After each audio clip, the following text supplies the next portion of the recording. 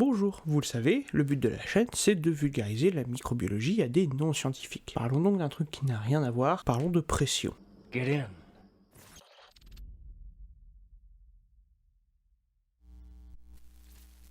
Quand on vit sur une planète comme la Terre, c'est-à-dire ronde et bleue, il faut s'attendre à vivre sous pression, sous beaucoup de pression. Vous allez voir, c'est logique.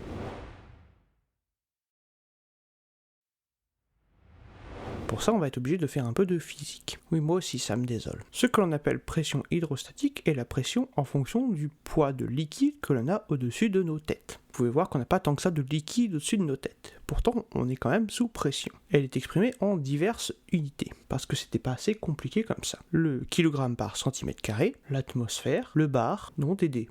Pas ce bar-là, ou le mégapascal. Vous allez voir que pour la suite de la vidéo, on va parler beaucoup de ces unités. Donc, petite conversion rapide, 1 kg par centimètre carré, c'est une atmosphère, 1 bar, ou 0,103 mégapascal. Rappelez-vous de Catherine Laborde et de ses 1013 hectopascales, pour les moins jeunes d'entre nous. Tous les 10 mètres d'eau, dans l'océan, la pression s'accroît de 1 atmosphère, ou de 0,1 mégapascal. Si vous ne retenez pas tout, ne vous inquiétez pas, on répétera ça plus tard. Retenez juste 10 mètres d'eau, 1 atmosphère. Ça va grimper très vite. Vu que la Terre est recouverte à 70% d'eau, et donc d'endroits plus ou moins profonds, on arrive à une pression moyenne sur Terre de 38 mégapascal. Ça fait beaucoup d'atmosphère. Et vous allez me dire, tu t'es sûrement planté dans tes calculs. Non. Vous allez voir. Cette moyenne très élevée est due au fait que la Terre a énormément d'endroits extrêmement profonds, un peu comme vos mers. Pour vous donner un ordre d'idée, tous les kilomètres de profondeur, on se prend 10 mégapascales de pression sur la tronche. 10 mégapascales, c'est 10 millions de pascals. Et 10 millions de pascals, c'est 100 atmosphères. Donc tous les kilomètres, vous prenez l'équivalent de 100 atmosphères de pression sur le coin du groin. Ça ne fait plaisir à personne. Et donc ces environnements profonds, sa mer, on les appelle les mers profondes. Parce que oui, en microbiologie, on est imaginatif. Et pour votre culture, la pression la plus forte enregistrée, elle est de 110 mégapascales, sous 11 km de flotte, dans la fosse des Mariannes, dans l'océan Pacifique. Si vous avez suivi, 110 mégapascales, ça fait combien d'atmosphères? Vous pouvez le mettre en commentaire. On verra bien qui aura raison.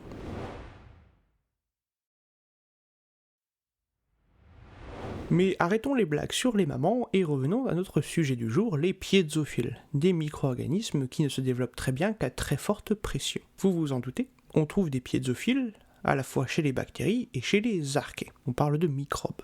Il y a également des champignons, mais on ne va pas parler d'eux aujourd'hui. Oui, je sais, c'est du spécisme. Et j'en ai rien à foutre.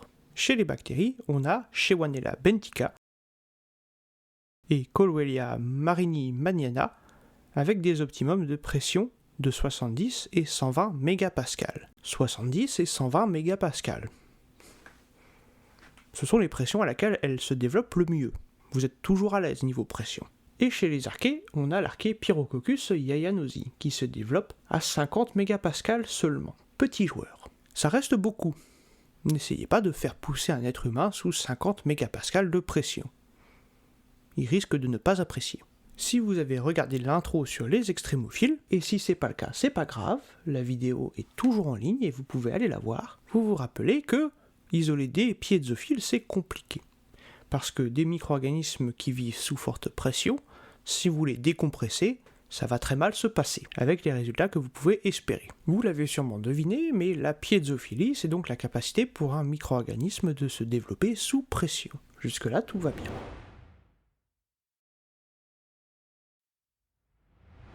Le mot piézophile provient du grec piezo, pour pression, et phile, pour aimer. Et si vous êtes un vieux jeu de la microbiologie, vous avez probablement entendu auparavant la barophilie. Je sais pas pourquoi on a changé de nom, mais on a changé de nom. La piézophilie a été décrite pour la première fois en 1949 par Zobel et Johnson. Retenez bien Zobel, il va revenir souvent. Alors oui, je l'ai dit, mais sur Terre, il y a différents environnements qui sont précieux.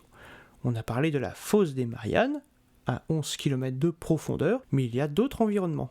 Il y a des aquifères, des réserves pétrolières, des sédiments profonds, et aussi la classe ouvrière. Tous ces environnements, expérimentant une pression extrêmement forte. Et avant que vous me disiez oui mais ça on s'en fout, retenez que la Terre est quand même recouverte de 70% d'eau, et que tous les 1000 mètres, on prend 1000 bars sur le coin du groin. Donc non, les piézophiles, c'est pas une petite partie des microbes, c'est une très grosse partie des microbes. C'est juste que c'est une très petite partie des microbes qu'on a isolés. Il y a un certain nombre de bactéries et d'archées extrémophiles, piézophiles qui ont été décrites. Mais la nature est bien faite, et ces micro-organismes sont un peu coquinous. Parce qu'ils ne sont pas seulement piézophiles, ils sont ce que l'on appelle des polyextrémophiles. Des microbes qui vivent très bien sous forte pression, mais également très bien avec d'autres stress, notamment la température très froide. En effet, la température sous l'océan, elle dépasse rarement les 5 degrés. Il fait donc un peu frais. Et ces micro-organismes, ils se développent très bien dans ces conditions. On dit qu'ils sont piézo pour la pression et psychro pour le froid, phile. Piézo, psychrophile. Pour couronner le tout, sous l'océan, il n'y a pas tant que ça de bouffe. C'est un milieu pauvre en nutriments. Ces micro-organismes sont donc oligotrophes. Ils se développent très bien quand il n'y a pas beaucoup de bouffe. Ça paraît anecdotique comme ça. Mais un jour, je vous raconterai l'histoire d'un microbe qui poussait dans un endroit oligotrophe, mais qui n'était pas tant que ça. Et ça a mis aux chercheurs des années pour l'isoler, à cause de ce manque de nutriments. Il faudra faire une vidéo là-dessus un jour. Et vous allez me dire comment on cultive ces microbes qui poussent sous forte pression. Eh bien, on les cultive sous forte pression. On les met dans des énormes réservoirs que l'on va mettre sous pression avec énormément d'eau, et on va les laisser pousser. Et rien que ça pose des problèmes. Parce qu'à chaque fois que vous allez échantillonner, vous courez le risque de réduire la pression, et donc de dépressuriser vos microbes, avec les effets auxquels vous vous attendez. L'isolement de ces micro-organismes s'effectue à l'aide de navires de recherche océanographiques équipés de robots autonomes et opérés à distance, ou de sous-marins habités qui vont prélever des échantillons d'eau ou de sédiments dans un site déterminé, tel une source hydrothermale, une émission de fluide froid ou un site géologique spécifique. Et dans ce contexte, il vaut mieux pas que votre sous-marin tombe en panne. J'ai 2 collègues à qui c'est arrivé. Ils vont très bien, mais sur le moment, il va être un peu stressé. Comme l'échantillonnage se fait via des endroits très très profonds, remonter ces sédiments, ça prend beaucoup de temps. Et en plus de ça, une fois que vous avez vos échantillons en main, il faut vous dépêcher de les mettre sous pression. Parce que vos micro-organismes, rappelez-vous, ils ne subissent pas très bien la petite pression atmosphérique que nous expérimentons, nous pauvres mortels. Juste pour vous faire une idée à quel point c'est compliqué d'isoler ces petites bêtes. Et donc vous comprenez pourquoi à ce jour on a isolé maximum qu'1% de la diversité microbienne sur Terre. Pas beaucoup, 1%.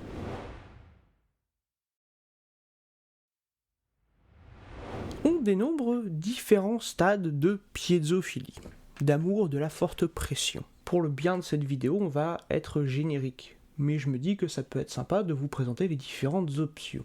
Dans un premier temps, on a ce que l'on appelle la piézophilie stricte. Votre microbe a besoin de forte pression pour se développer. Sans forte pression, il ne se développe pas, il meurt. Il décompresse. Et c'est pas bon. On a la piézophilie simple. En gros, votre microbe se développe mieux sous forte pression. Il peut se développer sous pression pas forte du tout, mais il n'aime pas ça. Mais il peut se développer. On a aussi des micro-organismes qui se développent à pression atmosphérique, notre une atmosphère. Cependant, si vous leur mettez un petit coup de pression, ils vont pas apprécier, mais ils vont réussir à se développer. C'est ce qu'on appelle des piézo-tolérants. Rappelez-vous, on a parlé des radiotolérants il y a quelques mois. Et bien la piézo-tolérance, c'est la tolérance à la pression. Et si vous n'avez pas vu l'épisode sur les radiotolérants, le lien est en description. Et enfin, on a les piézo-sensibles. Des micro-organismes qui se développent très bien sous pression atmosphérique, mais si vous avez le malheur de leur mettre un petit coup de pression, ça se passe pas bien. On va pas se mentir, ils passent pas un bon moment. Je le répète, mais pour le besoin de cette vidéo, on va parler des piézophiles stricts, et on va les appeler des piézophiles. Des micro-organismes qui ont besoin de pression pour se développer. Parce qu'on parle des extrémophiles, des gros organismes de bonhomme. Enfin, plutôt des petites bactéries non-genrées. Parce que les bactéries n'ont pas vraiment de sexe. Même si ça peut se discuter. Et vidéo en description. Bien que la culture de ces micro-organismes n'ait débuté que dans les années 50, on considère que le début de l'étude des piézophiles est débuté en 1884. Oui, au 19e siècle. 1884, année où Certès a obtenu les premiers échantillons de sédiments et d'eau dont on a confirmé qu'ils contenaient des bactéries. Puis cet essor s'est développé dans les années 50 et 80 avec le développement de nouvelles technologies, ou de technologies tout court, par rapport au 19e siècle, et ça nous a donné aujourd'hui toute une gamme de micro-organismes piézophiles avec des noms de chercheurs importants et avec beaucoup de succès. Non, je n'ai pas de micro-organisme à mon nom, parce que je ne suis pas un chercheur à succès et avec beaucoup d'importance. Une estimation scientifique à la louche, vous allez voir, c'est à la louche, montrerait que la plupart de la biomasse sur Terre se situe dans les sédiments profonds. C'est un peu débattu les quantités exactes, mais tout le monde s'accorde à dire que c'est beaucoup. Je vous avais dit que c'était à la louche. Ce qui me permet de remettre une couche sur le fait que non, les piézophiles, ce ne sont pas des cas isolés. Ce sont presque même des cas majoritaires compte tenu du nombre de microbes que l'on a dans les sédiments profonds. Mais oui, un jour on parlera justement des fosses marines et de pourquoi il y a énormément de micro-organismes là-dedans. L'abonnement, pas rater la vidéo, tout ça. Vous connaissez. Cependant, tout le monde s'accorde aussi à dire que le fait que les microbes vivent aussi bien dans des milieux aussi profonds, ça pose la question de l'adaptabilité cellulaire. Comment ces microbes se sont développés sous forte pression? Parce que je vous le rappelle, mais 10 mégapascales, c'est quand même beaucoup de pression. C'est la moitié de ce que subit un étudiant en thèse. C'est beaucoup. Quitte à parler de piézophiles, autant illustrer ça avec deux exemples. Deux exemples qui ont été isolés. Parlons donc du premier piézophile strict isolé, appelé MT41. C'est un micro-organisme qui a été isolé d'un amphipode, appelé Hirondellus gigas, une jolie petite bébête, comme vous pouvez le voir, qui a été capturée à 10 476 mètres de profondeur. C'est un petit peu profond. Ce piézophile, ce micro-organisme, a une croissance optimale à 2 degrés Celsius pour 690 atmosphères, c'est toujours beaucoup, avec un temps de doublement de 25 heures. Je vous rappelle qu'Escherichia coli se divise toutes les 20 minutes. Cette petite bête se divise toutes les 25 heures. Donc oui, c'est un microbe qui prend son temps. Quand vous exposez ce micro-organisme à de faibles pressions, il va perdre sa faculté de créer des colonies, et donc de se dupliquer. Et qu'est-ce qu'une forte pression pour ce petit micro-organisme? 380 atmosphères. Donc oui, on parle bien de micro-organismes de l'extrême. Parlons d'un autre micro-organisme, parlons de Marinotoga piezophylla, un autre micro-organisme qui adore vivre sous pression.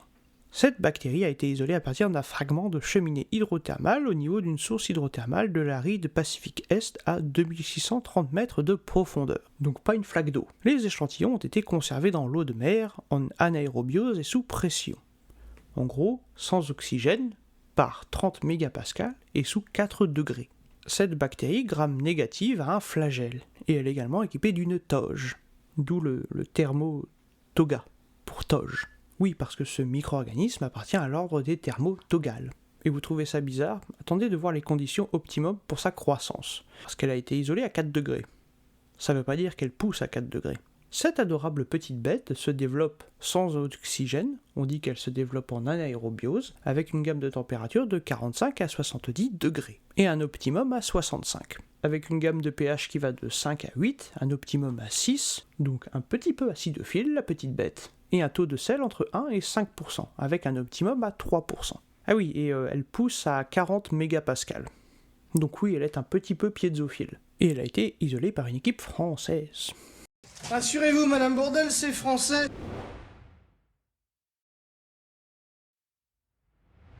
Mais je vous vois venir, vous me demandez qu'est-ce qui se passe si je vous mets trop de pression? Eh bien la même chose que tout le monde, vous allez faire un burn-out. Donc ménagez-vous et prenez soin de vous. Sauf que les microbes, eux, ils réagissent différemment à trop de pression hydrostatique. Et voyons donc comment la pression hydrostatique défonce nos microbes.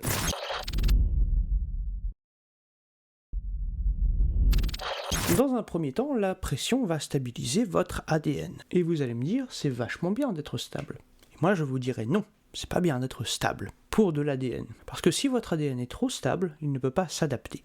Et il ne peut pas non plus interagir avec ce que l'on appelle la machinerie cellulaire. La machinerie cellulaire, pour ceux qui n'auraient pas suivi, c'est votre faculté pour un microbe d'avoir un métabolisme et d'exprimer ses gènes. Ce qui est quand même utile pour un organisme.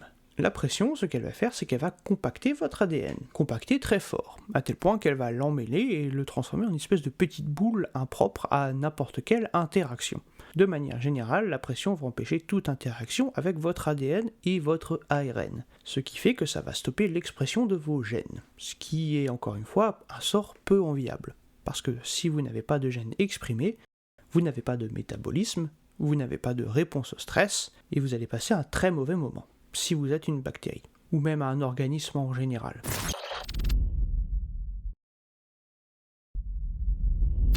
Les protéines en prennent également plein la tronche. Et vous allez voir, c'est simple parce que c'est un peu comme l'ADN. La pression va compacter vos protéines. Si vous compactez une protéine, vous allez la rendre impropre à interagir. Un exemple de type de protéine vraiment impactée, ce sont les enzymes. Un petit trou à l'intérieur pour interagir avec différentes molécules. Si vous compactez votre protéine, vous n'avez plus ce petit trou.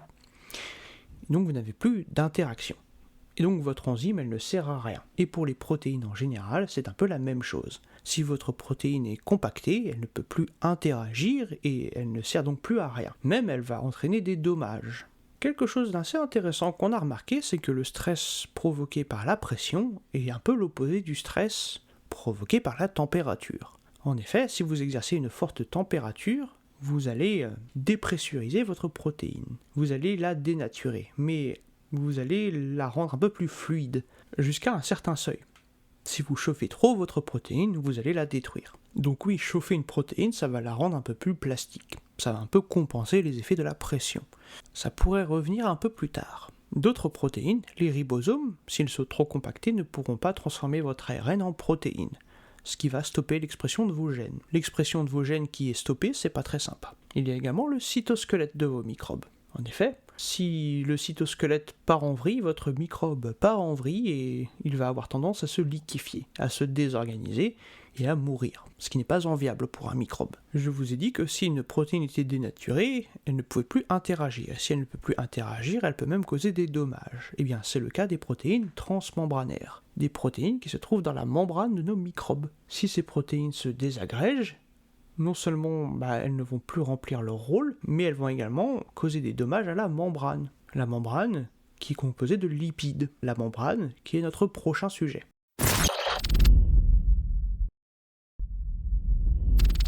L'effet de la pression sur les lipides, elle se voit essentiellement au niveau de la membrane. Cette petite couche de lipides qui va entourer notre microbe et lui conférer sa forme et sa capacité d'interagir, tout en restant une cellule. Ce qui est plutôt pratique. Une membrane plasmique, ça a un état dit lamellaire. Je ne vais pas rentrer dans les détails, mais en gros, c'est important. Sauf que si vous exercez trop de pression sur votre microbe, la membrane plasmique va passer dans un état non lamellaire. Elle va être désorganisée et ça va l'empêcher de faire son rôle de barrière. Vous vous en doutez, ça va avoir des conséquences catastrophiques sur notre microbe. L'impact que va avoir la pression sur un lipide, sur le gras, dépend de la taille de ce lipide. Plus il est gros et plus il sera capable de résister, jusqu'à un certain point. En gros, plus c'est gros et plus c'est flexible.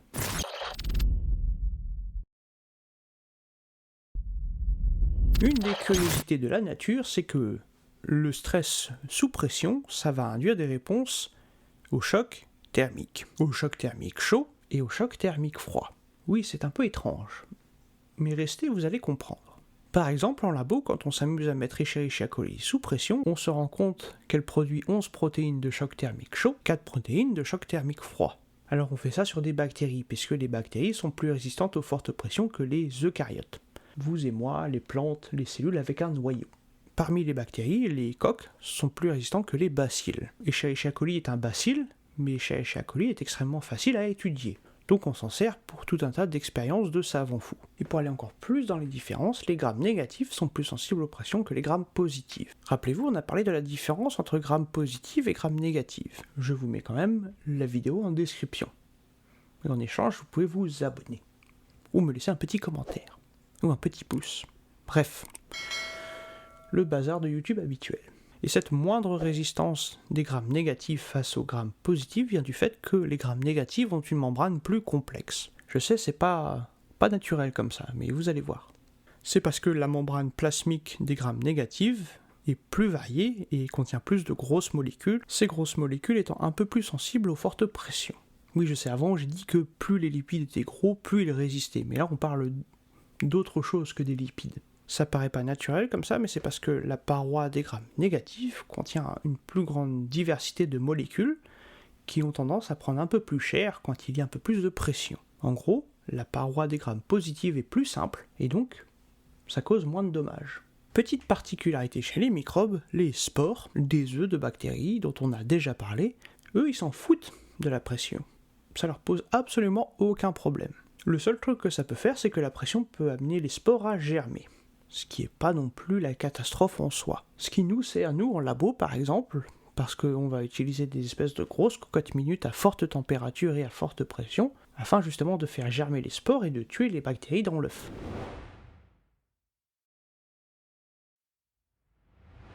Les piézophiles sont variés, et donc ils ont des mécanismes de défense variés. En plus de ça, nombreux piézophiles sont ce qu'on appelle des polyextrémophiles. Ils cumulent les extrémophilies. Souvent ils sont piézo et thermophiles, ou piézo et psychrophiles. Ils aiment la pression et le chaud, ou la pression et le froid. Et oui, la notion d'extrémophilie et de polyextrémophilie, ça va revenir souvent. Mais retenez que certains microbes sont biclassés.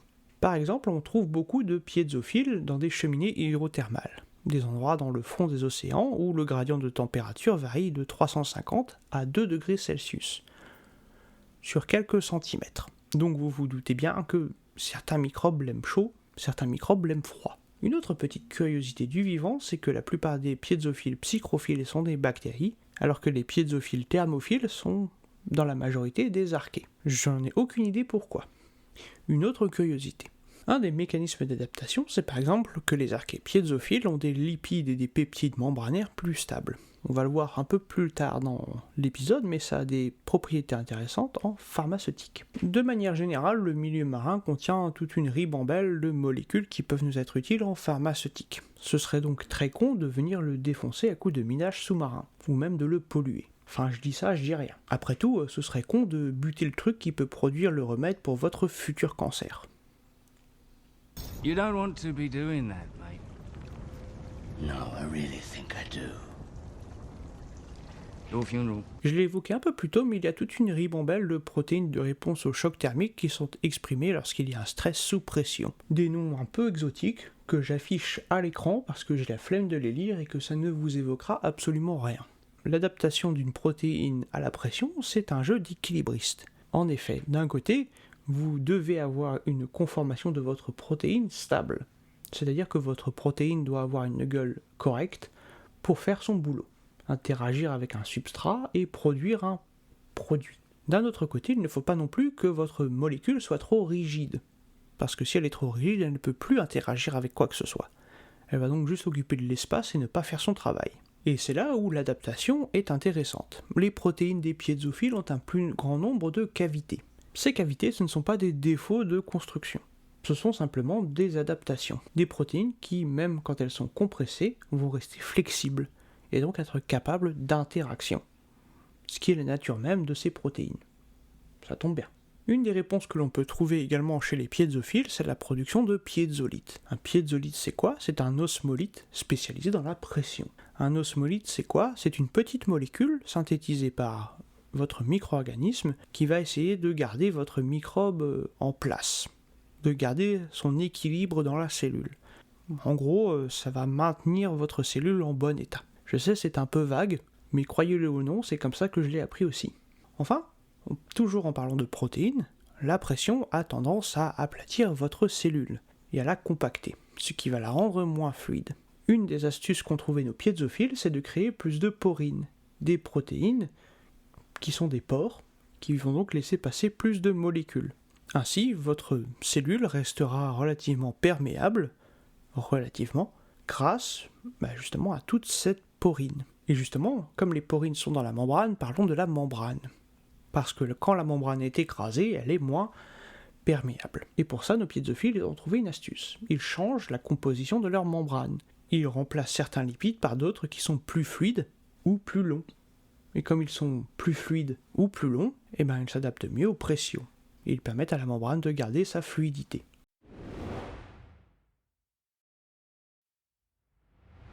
La pression en biotechnologie, ça peut servir à plein de trucs. En effet, la pression ne casse pas les liens de covalence entre atomes de carbone. En gros, il ne détruit pas vos molécules. Ça nous sert donc pour plein de trucs. Vous pouvez par exemple stériliser des aliments avec de la pression, ce qui ne va pas changer leur goût et leur texture, mais va bousiller tous les microbes qui y vivent. Vous pouvez également neutraliser des virus, les rendant donc inoffensifs pour la production de vaccins. Les trucs qui fonctionnent. Je sais, on a encore besoin de le répéter, mais bon. On peut également faire de l'extraction de produits chimiques sous forte pression. En gros, on presse un microbe et au lieu que ce soit du lait comme une vache, c'est un produit chimique vachement sympa.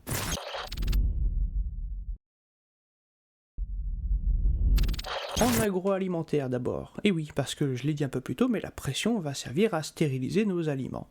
Si vous exercez trop de pression, vous allez empêcher vos bactéries de se développer et de faire des spores, et vous allez donc tuer vos bactéries sans toucher à la texture et au goût de votre aliment. Et ça se fait entre 400 et 600 mégapascales. Oui, ça fait beaucoup d'atmosphère. Oui, ça fait beaucoup de pression. On utilise également la pression couplée à la température. En effet, sous forte pression, on va stériliser notre matériel avec également une forte température, ce qui va nous permettre de tuer les microbes, de faire germer les spores, et de tuer les microbes qui en sortent. Gagnant-gagnant.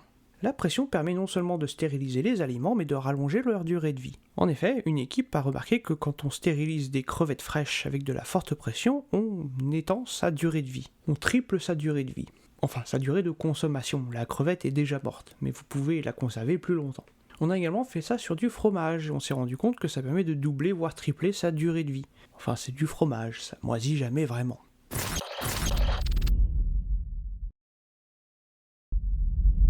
On se sert également de la pression pour faire des vaccins. En effet, un vaccin, c'est quoi ? Eh bien, c'est un virus qui a été rendu inoffensif. Et la pression, ça permet de rendre les virus inoffensifs.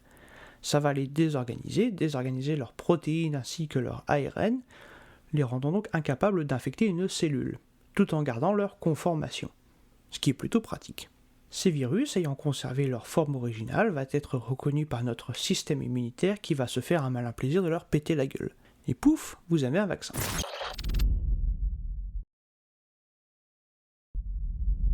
La forte pression, ça permet également d'isoler des molécules. En effet, si vous utilisez des anticorps pour isoler une molécule particulière, vous pouvez exercer une forte pression afin de, justement, décrocher cette molécule de son anticorps. Ça vous permet l'isolement et donc c'est plus facile.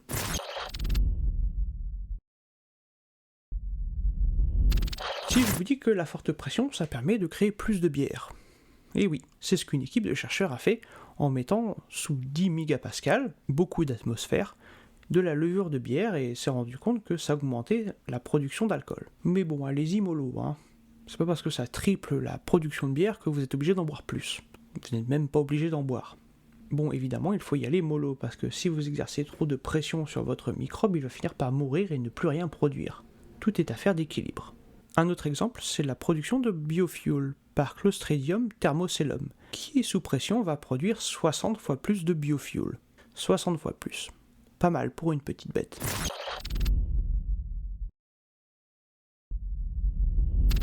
Et oui, il existe des fantômes de bactéries. Comment on fait des fantômes de bactéries ? Eh bien, c'est très simple.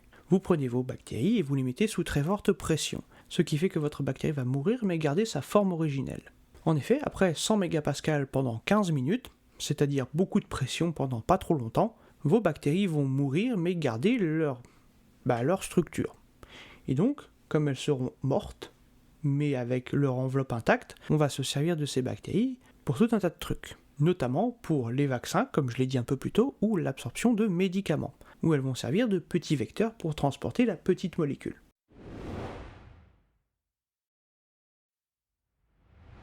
Et ça, ce sera tout pour aujourd'hui pour les piézophiles. Un sacré paquet d'infos, et l'épisode le plus long de la chaîne. J'espère que ça vous a plu. N'oubliez pas que nous ne sommes qu'à l'épisode 2 de notre série sur les extrémophiles, et j'en ai teasé plusieurs durant cet épisode. J'espère que ça vous a plu, n'hésitez pas à liker, commenter, partager et à vous abonner, et moi je vous dis à la prochaine pour plus de vidéos et plus de microbes.